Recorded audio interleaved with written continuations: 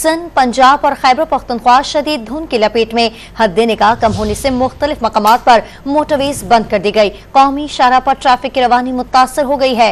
मजीद जानते हैं don news के नुमाइंदे मोहम्मद तैमूर हमारे साथ मौजूद हैं। तैमूर, बताएगा किन इलाकों में धुंध की शिद्दत ज्यादा है और लाहौर में क्या सूरत हाल देख रहे हैं आप इस वक्त? जी बिल्कुल, शदीद धुंध ने लाहौर को अपनी लपेट में जो है वो ले रखा है और सर्दी की शिद्दत में खासा जो है वो इजाफा हो चुका है। लाहौर में हद निगाह जो है वो चंद मीटर जो है वो रह गई है और शदीद धुंध के बायस मोटरवेज के मुख्तलिफ सेक्शंस को जो है वो बंद किया गया, जिसमें M2, M3, M4 और M5 के अलावा दीगर सेक्शंस हैं वो भी इसमें शामिल हैं। ट्रैफिक पुलिस की जानिब से लाहौर के शहरियों को ये हिदायत जारी की गई है कि बिला जवाज़ जो है वो घरों से बाहर ना निकलें, क्योंकि धुंध की शिद्दत बहुत ज़्यादा है।